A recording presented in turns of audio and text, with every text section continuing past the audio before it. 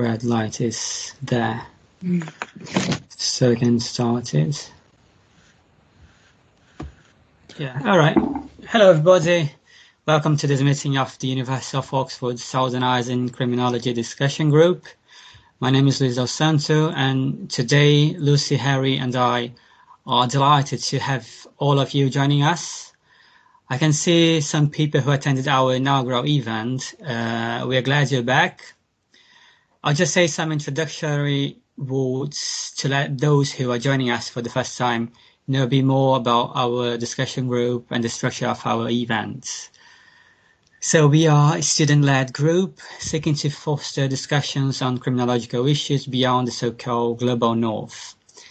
We had our inaugural event with Professor Sozo in February, and today Professor Kerry Carrington is starting our series of Trinity Term Talks. This series is focused on criminological contributions from different regions. So Kerry will talk about the role of Australia and more broadly other developed countries in this Southernising Criminology movement. Our following events will entail contributions and comments on the state of criminology in other geographical regions such as Africa, the Balkans, Latin America, and South Asia. This series starts today and goes up to mid-June, taking place every other week. Please go to our website for more details and sign up. All right, so as you can see, we're planning our events in groups. We have also organized our term card for Michaelmas 2021, which starts in October. It will focus on theoretical, methodological, and philosophical tools to make sense of the reality of countries in what could be considered global peripheries and the relations between them and core countries. We will release this term card in due course. So great. Coming back to our event today, I'll hand over to Lucy to discuss some of the practicalities. Thank you, and hi everyone. As I mentioned in the email yesterday, Professor Kerry Carrington has actually pre-recorded her talk due to the time difference between the UK and Australia. So she'll unfortunately not be able to join us for the live event. So we're going to stream her talk, which lasts for about 40 minutes and consists of two parts, so a presentation, and then she's kindly answered some questions that Louise and I posed for her.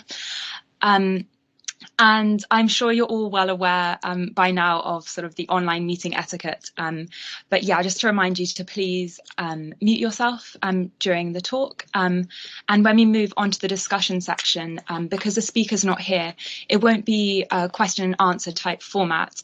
We will just open the floor so that we can respond to one another and provide questions or answers or comments on the talk, and do feel free to sort of add your questions into the chat box if you'd feel more comfortable doing that.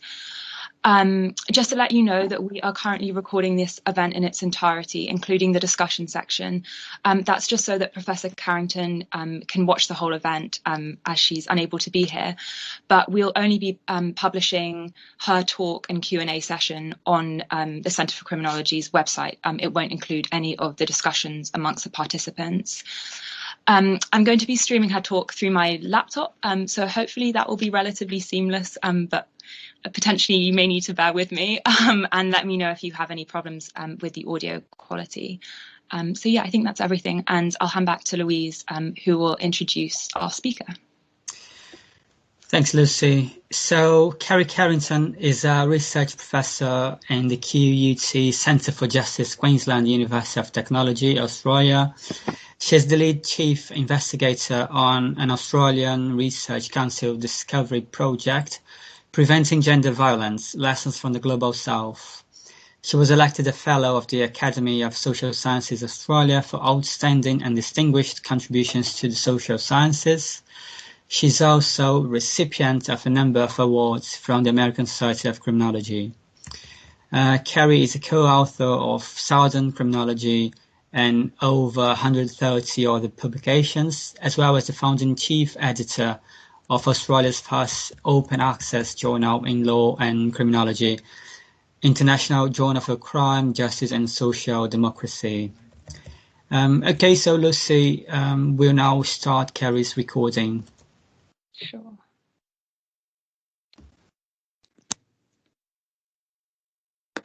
Just a second.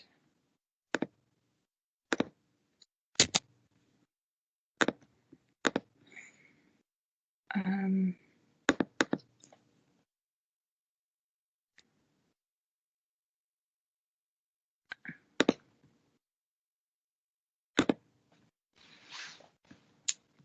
I sharing my screen? No, I don't think I am. Sorry, just a second.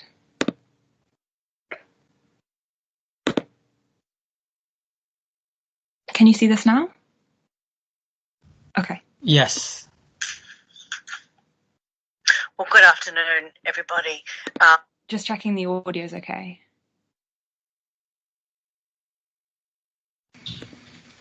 I'm delighted to be here. It is. To give this presentation to the Southern Criminology Discussion Group at the Centre for Criminology at Oxford University at the invitation of Lewis and Lucy. Thank you very much. Okay.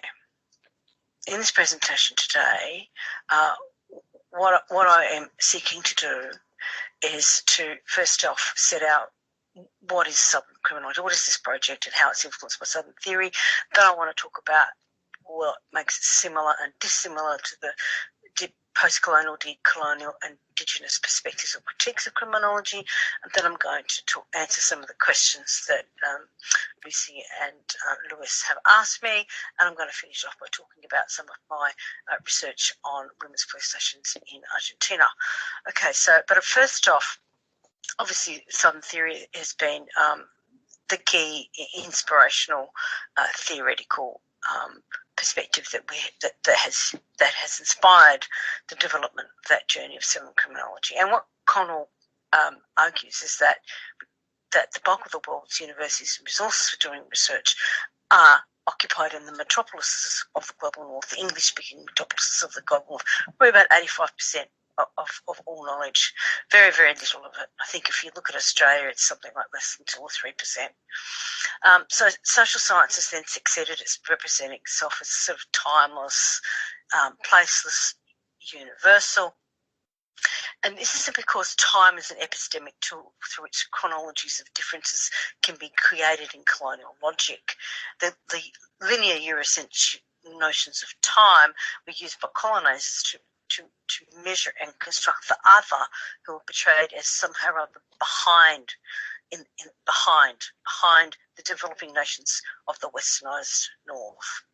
So according to this epistemic hierarchy, social phenomena in the periphery are investigated from the standpoint of universal theories developed in these so-called modern societies from the global north. And this is how social science has succeeded in representing itself as timeless, universal and placeless. And the global south could be investigated or mined for data and for testing theories, but little by way of novel ideas or theoretical insights. So this is what Connell calls metropolitan theory, and we argue that criminology shares a great many of these biases.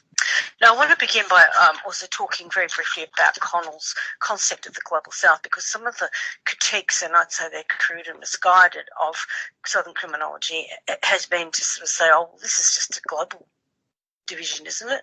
Well, no, it's not. Connell theorises the global south as a metaphor for power, to direct attention to centre-periphery relationships, not to divide the world up into geographic categories. And so the south refers to the marginal and the peripheral voices and peoples anywhere in the world, rather than any particular geographical location. So you can have enclaves of the north and the south and the north, and I'll talk about that later, to highlight the fact that social theory can be developed from the periphery and not just from centres of power, and that social thought is positioned, it's fluid, it's historical. It is not historical, it's not it's not historical, fixed or timeless. So this is how we theorise the notion of the South within our book on Southern criminology. Again, it was influenced by this idea that it's a metaphor of power, to create and to influence autonomous knowledge-making of the global south, but to provide the impetus to resist the northern hegemony of the production of knowledge, but also to explore and analyse global processes that have shaped both the worlds in the south and the north, and very much to ensure that empire and that history of empire is inserted back into criminological thinking. Now, this is where criminology started. It is absolutely no historical accident that it started at the time of eugenics, the science of crime. It started at a particular time of Darwinianism, and it's absolutely no coincidence that Lombroso looked for examples of atavism on the born criminal from First Nations peoples in New Zealand and Australia and Canada, and also Asia. And then he used these skulls to then measure the skulls of southern Italians, who were those who were disproportionately jailed in Italy's jails. So there's absolutely nothing that's coincidental about this. And so the academic institutionalisation of criminology then has very much become a metropolitan enterprise that has simply assumed a transnational generalisability. So what this has meant is that criminology has largely been peacetime, it's largely been nation-bound, it's largely assumed that crimes occur simply within nation states. This has narrowed the criminological gaze to looking mainly at social disorganisation, social dysfunction, strain theory, etc., and minor transgressions of social order within the metropolises of the global north. We argue that this is terracentric, it's post-based, it's urban-centric, it ignores what happens outside of major metropolitan centres, particularly in rural and other, and it's been male-centric. It's, for a century, it overlooked gendered violence, and when it looked at violence of women, it constructed them as doubly deviant. So what we noticed was that criminologies of the global south have themselves tended to accept their subordinate role in this global hierarchy of knowledge, that they've tended to just simply transfer concepts and theories from the north to the south, from the west to the east. They've tended to actually be instruments in the reproduction of this hegemony of metropolitan thinking. And so many criminologists in Australia and elsewhere in the global south have tended to just simply use Australia and other places as a source to, for example, test strain theory. Now, my friend and collaborator in the Southern Theory Project, Xiang Lu, who has been a long-time president and founder of the Journal of Asian Criminology, I mean, to him, it is absolutely ridiculous that there's 15,000 studies of strain theory in China, a collectivist society that doesn't have a concept of the individual, but this notion of strain theory is based on the aspirations of the frustrated aspirations of those who couldn't reach the American dream in a capitalist country. It is absolutely absurd to think that that theory could fit a collectivist culture. So that's just one. I'm not going to go through any of the others, but there are many, many other examples. So it's really important then to understand that there are enclaves of the north and enclaves in the south. Now, one of the scholars who's directed our critical attention to this is Elliot Curry, a critical criminologist from America, and he has argued that those catastrophic murder rates of African Americans in the south of the United States, it's absolutely no coincidence in places like Baltimore. It's absolutely no coincidence that this is the historical residue of slavery. It is the historical residue of the transportation of millions of African slaves to America, and then when slavery ended, which was not that long ago, discrimination didn't end. Of course, it didn't end. There was never any attempt to make compensation, and that black African Americans became the fodder for the absolute dispossessed and marginalised in the southern states of America. So this is what we mean by enclaves of the south and the north. Now, if you look at Australia, where Indigenous Australians represent about 3% of the population, and yet there's a huge other population in Australia as well. This also can be seen as enclaves of the north within the south. And another example which really complicates the conceptualisation of colonialism and colonialists is certainly the lingering impact of British colonisation on Ireland and Scotland. Don't forget that Britain colonised its neighbours before it went, and as well as many other parts of the world in the global south. And there are a group of very interesting academics in Ireland now who are doing a genealogy, resurrecting, looking at how those patterns of colonisation have shaped their histories of punishment and their histories of persecution. But interestingly enough, there is a link to Australia because Australia was settled primarily when it was originally invaded by British imperial powers in 1770. It was settled by convicts. Now, the vast majority of those convicts were Irish. They were Irish, so this is a double colonisation of Irish peoples. Irish who were persecuted, sent to Australia, they didn't come. They didn't come to settle Australia. They were transported here through convictism. 43% of all people who live in Tasmania today, which was the site of most of where the convicts were transported, 43% are descendants of those convicts. It's huge, and they didn't choose to come to Australia.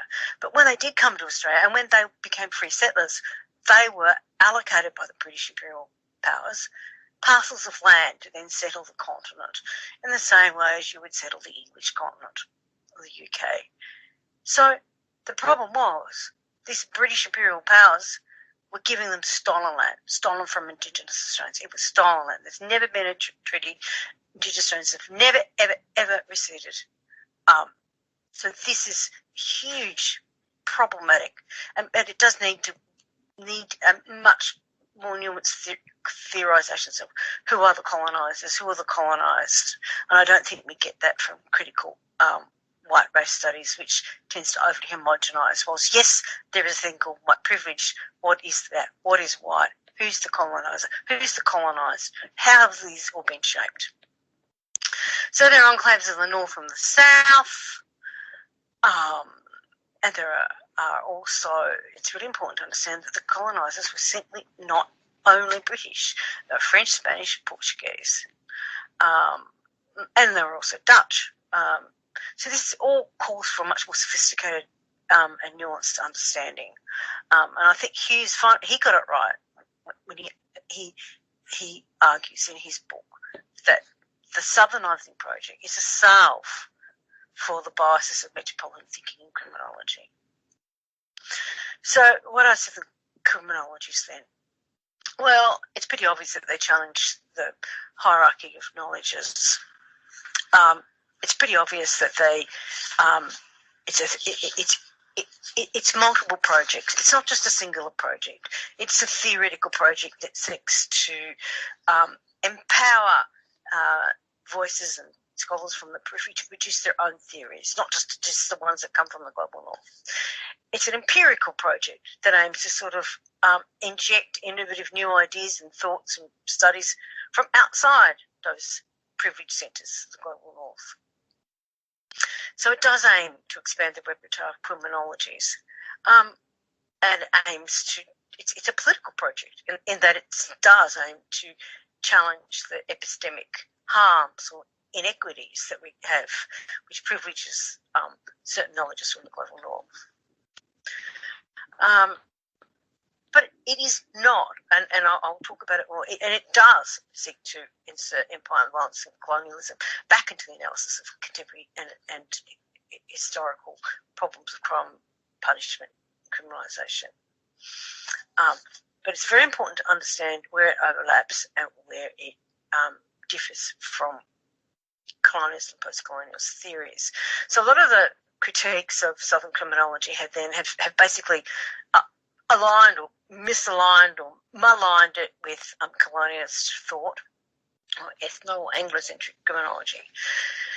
And they've either not wanted to or haven't engaged with the many similarities. The Southern criminology does share with post-colonial, decolonial, Indigenous perspectives a number of common concerns about the global hierarchy of knowledge.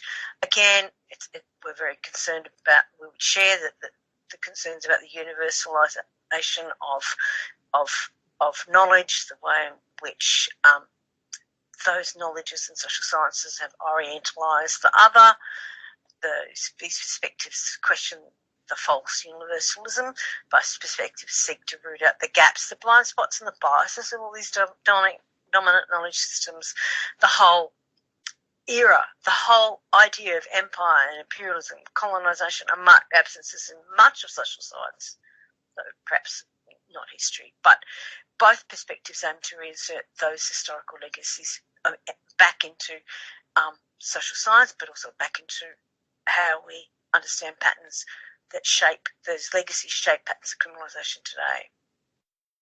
And of course, both perspectives are deeply concerned about the way sort of mainstream or positivist criminology, with its focus on the metropolis, deploys disorganisation theory, strain theory to demonise populations, whitewashing historical stains of colonialism, slavery, structured inequality, which neutralises the racialisation of crime, but also both perspectives would see this as problematic. But what is distinctive and where the journeys, I suppose, part ways is that Southern criminology really explicitly rejects the constructions of binary categories. Those rhetorical strategies of bifurcation that pit east against west, north against south, and as Connell reminds us, this just reverses metropolitan thinking. It doesn't fix it. And so you're still caught up in cul-de-sacs of identity to politics. So Southern theory eschews oppositionism. It doesn't condemn all academics who don't have who are not coloured, all academics who don't dare identify with a particular ethnic group. It doesn't identify them as inherently privileged, as inherently ethnocentric. Some are, some might not be. But it sidesteps the romanticisation of the other based on some sort of indigenous identity, ethnicity, claims to race or whatever. So I think Southern criminology aligns much more with realist criminology in realist critical criminology because it adopts a conceptual pragmatism that accepts that colonialist thought is so sort of embedded in social science. It's not possible to completely disentangle it. And this is what D'Souza Santos argues. He's been completely misinterpreted by a lot of post-colonial and other scholars because Santos D'Souza says you can't have justice without cognitive justice. But he also argues that it's impossible. He argues that it is impossible to completely disentangle, again, knowledge systems that have been parts of centuries. He's talking mainly in the Latino context of hundreds of years of Spanish colonization, for example, and American colonization of South America. So he argues that there needs to be intercultural dialogue, that there needs to be spaces for border thinking, spaces that disrupt these binaries. And so this sort of border thinking, these spaces, is the sort of conceptual projects and the sort of philosophy underpinning a lot of Southern theory and Southern criminology. So the projects of Southern criminology are pragmatic, but they're pluralistic, they're multifarious, they aim to descend to democratise and pluralise knowledge, but they don't rely on identity theory. There are many scholars all over the world, queer, feminist, green, critical, whatever, who are engaging in Latino, engaging in Southernising projects. It does not provide, you don't have to have gender No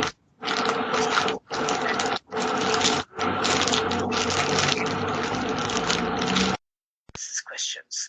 So the last thing that really, I suppose, differentiates Southern criminology from post-colonial, decolonial, Indigenous perspectives is that it seeks to build epistemological bridges across global divides and to encourage global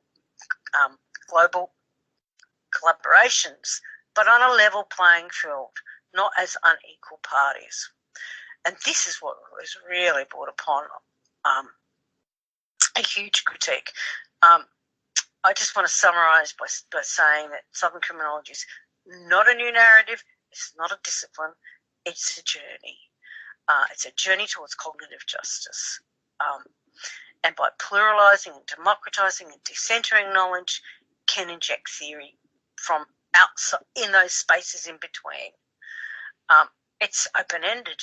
It includes multiple voices. They don't have to rely on any particular identity, as I said, and it does encourage new collaborations across thinkers in the global south and the north, which is why the universities and why the Southernising group at Oxford University is so important. It's incredibly important that these discussions be had at your university and others like it. So it actually emancipates all scholars from being different to Anglophone criminological paradigms. And it's also a journey with no destination. It's absolutely open-ended. There's no sort of exclusion or inclusion, like you're not allowed to join it if we think you're not the right colour or the right race or the right gender or the right sex or the right whatever. And here again we're using Judith Butler and we're using those concepts that subjectivity is fluid. It's not fixed. It's not fixed to identities that are timeless. And of course, some of the pragmatic journeys are just about providing scholars with opportunities to publish in open access journals. And here's one. Scott Jacks has done an enormous amount of work in creating in bringing attention to open access publishing, which democratises publishing. And of course, I'm the founding editor of the International Journal for Crime, Justice, Social Democracy, which does exactly that. And it has editorial board members from 22 countries, many of them Indigenous, many of them coloured, many of them who would never be given that sort of opportunity on any other journal, or not many other journals.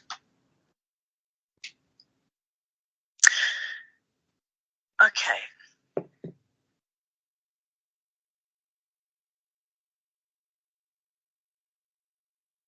Okay, I'm going to move on to the second video.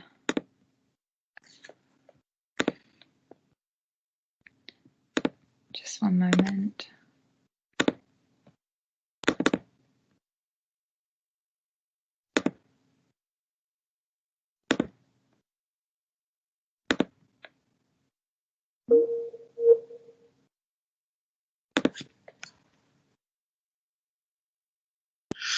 Okay. So whilst there are epistemologies of the South that do exist and have spawned innovative new work, nevertheless, academics in settler states like Australia and New Zealand, whose material prosperity does position them in a place of privilege compared to other countries in the global south, nevertheless still occupy a subordinate place in the global order of social scientific knowledge. Something like 75 to 85% of all knowledge in social sciences is produced, generated and published in the global north, in those metropolises that I was talking about. So in the hierarchy of knowledge, yes, academics from these wealthy countries are still situated in a position of I suppose, inferiority. Okay, so this is a second question. It's quite tricky and there's some components to it. Now, I have already clarified the similarities and dissimilarities between decolonial and Indigenous critiques of criminology, but you might want to just refer back to them in the answer to this, because much of the critiques of Southern criminology have actually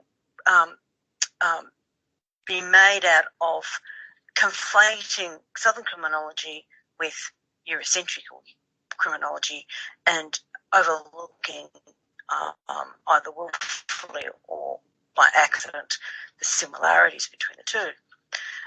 Now, the major critique of Southern criminology has come from authors like Harry Blagg, who's English, and Tully Anthony, who's Australian, probably like me, has some sort of mixed ethnic heritage. In their recent book, Decolonizing Criminology, mentioning justice in a post-colonial world, under the heading The Innocent Project, Redeeming White Settler Criminology. You can read it there, but they see Southern criminology, attempts to create criminology of the South, coined Southern criminology, as a defensive reflex designed to exonerate Anglo-spheric theory from complicity in epistemic violence, rather than equipping criminology with the tools required for a progressive alliance with indigenous nations and colonised peoples. Well, the problem with that is that it is reliant on identity politics, and neither of them being Indigenous has it sparked itself a response from an Aboriginal scholar, Robin Oxley, who argues that their own book represents a missed opportunity. It quotes very, very few Indigenous scholars as sources, very few. It isn't co-published with all the Indigenous research assistants who's worked on many of Harry Blake's research projects. And so she argues, well, for non-Aboriginal scholars who have built their careers on the backs of Aboriginal people, the time has come to make space for Indigenous scholars and focus the research on where the problem actually lies, which is not with Indigenous people, but with the system that seeks to marginalise and oppress and dispossess. Look, I do want to acknowledge that post-colonial Indigenous perspectives in criminology have made really important and substantial contributions to correcting the biases and colour blindness of the criminological canon. The key critiques they make about criminology that it overlooks the impacts of colonialism and constructions of crime, histories of genocide in the colonial state.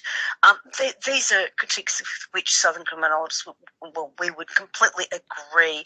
And in fact, we have done much in our own histories to in fact turn a critical eye on this. I've done a lot of work on the overrepresentation of Indigenous girls caught up in the justice system. I started doing this work in 1993, and I've done lots and lots of work, as has Russell Hogg, as has the Victor Boyce, have as many of our collaborators in many of the same ways they have.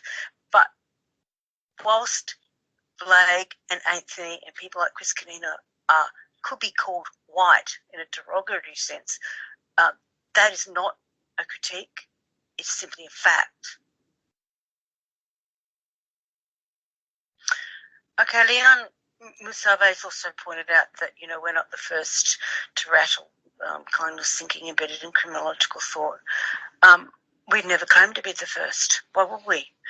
And of course, we acknowledge Agostino's critique of criminology, where he refers it and its disciplines to a social control freak domination over others in an otherwise democratising global communities. And we also acknowledge Chris Canino's critique that Southern criminology is a little different to mainstream criminology if it fails to adopt an Indigenous lens. To both of these, I would say that there is no single lens that's fully comprehensive in understanding the complexity, the nuances, the polarity of crime and violence, the gender, queerness, how all of these different statuses, not just race or indigeneity, nothing is reducible to a single axis of power. And this is why the concept of intersectionality is so vital to understanding patterns of crime and violence. And I think critical race theory, post-colonialism, decolonialism, I think they miss that. They really miss taking an intersectional lens. So Southern criminology then sidesteps the whole cul-de-sac of identity politics, the romanticisation of the based on identity, indigeneity, race, ethnicity, religion. It avoids pitting east against west, west against north, south against south, south against north. And it resists lampooning academics on the basis of their skin colour or their ancestry or their heritage as all. We acknowledge white privilege, yes, but lampooning everybody who's not of a coloured skin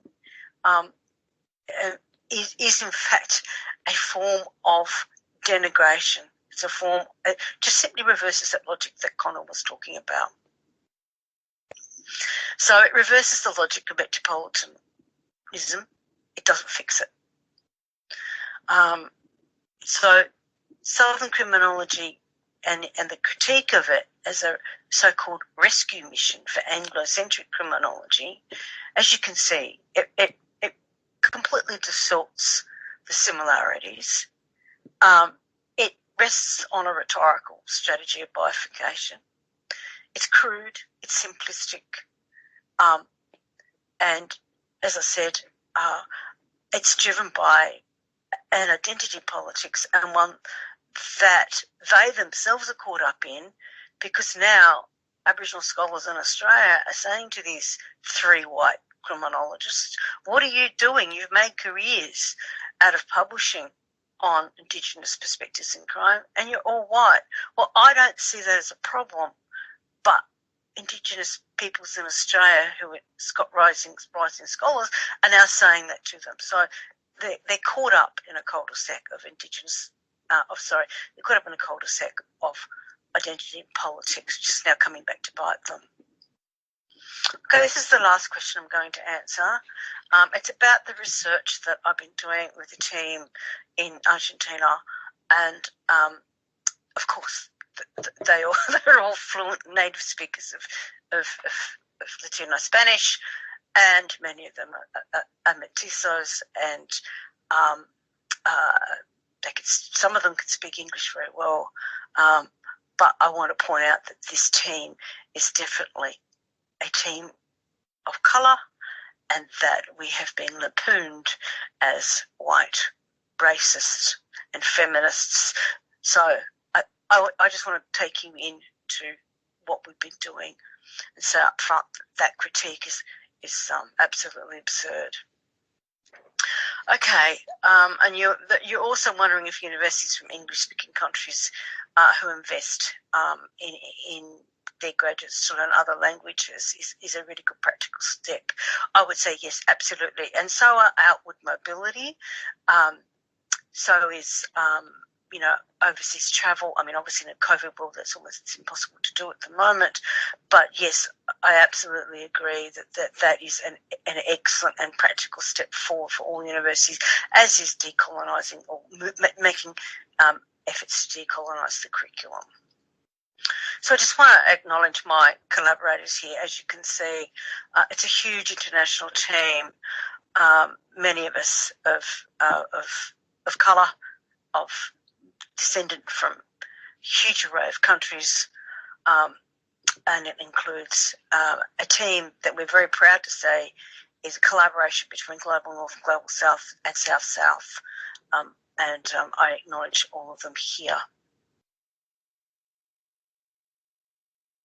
Okay, well, the police stations for women, in Spanish they're actually called Comisarías de la Mujer, which means police for women, but in English they've been mistranslated into women's police stations simply because it's, I suppose, it's shorthand. They were first established in 1988, which is like 33 years ago. In Argentina in 2019, they had 131. They've now got more than that. 2011, they had a comprehensive law to prevent and punish and eradicate violence against women. They also introduced offensive femicide. It's very important for you to understand that these police stations, specialist police stations, report to a gender policy unit in the Ministry of Security. They have their own command structure, completely separate from the common police. We were fortunate enough to have an Australian Research Council funded study.